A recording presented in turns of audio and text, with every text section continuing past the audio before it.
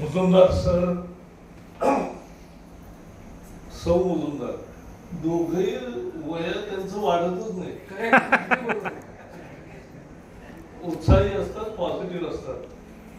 आज ज्याच्यासाठी आपण जमलो म्हणजे खरं तर घरचे म्हणावेत असे मित्र आहेत सगळे. आणि त्यामुळे मनमोकळं बोलतायत. मी तुम्हाला कधी न ऐकलेली एक आठवण सांगतो. आम्ही बँकेतही एकत्र होतो, आम्ही सिनेटमध्ये एकत्र होतो, आम्ही रोटरीसाठी तो माझ्याकडे नेहमीच यायचा, आम्ही अनेक कामं केली. पण एक काम मजेशीर आहे, तुम्ही सर ऐकलं नसेल, दाभोळकर आपले कुलगुरू होते. आणि त्यावेळी नंदुरबार हे कॉपीसाठी अतिशय प्रसिद्ध सेंटर होतं, कुख्यात. आणि तिथे सगळंच रॅकेट असायचं.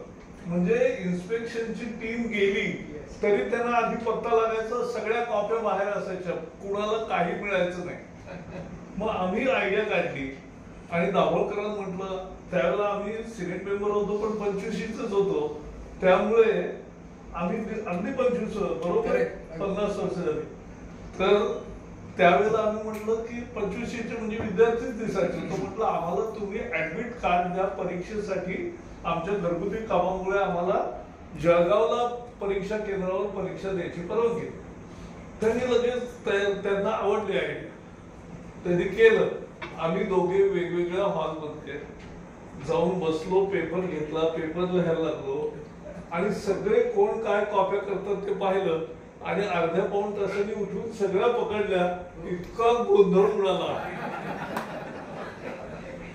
इतका गोंधळ उडाला. आणि म्हणजे कायम लक्षात राहील नंदुरबारच्या. आणि नंतर त्याची स्थिती सुधारली. त्यामुळे असे अनेक उपक्रम आम्ही करायचो बँकेमध्ये. आता पटवर्धन आहे तिथे, पण त्यांच्या देखत सांगावं की नाही, म्हणजे राहुल टॉकीज नवं निघालं होतं तर आम्ही त्याच्यात मॅटिनी सुद्धा पाहू.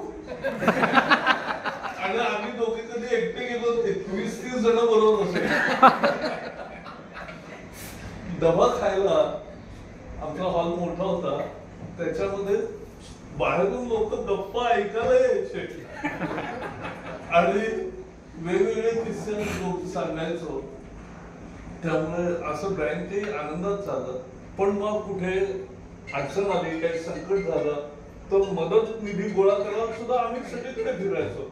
म्हणजे असं काही आमच्या कॉलेजच्या कामात, विद्यापीठाच्या कामात, बँकेच्या कामात आणि नंतर माझ्या कामात आणि त्याच्याही कामात काहीही बदल झाला नाही. आम्ही उपद्व्याप करायचोच.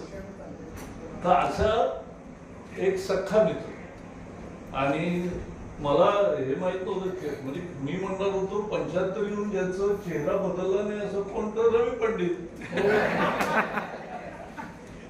आणि त्याचं 3 दिवसापूर्वीच झालाय, किंवा त्याचंही अभिनंदन आणि यांचं दोघांचं अभिनंदन. आणि जसं त्यांनी म्हटलं ते मात्र काय, म्हणजे मॅच म्हणतात आपल्याकडे लग्नातल्या, तो योग्य मॅच काय, तो वंदना आणि प्रमोद. थँक्यू.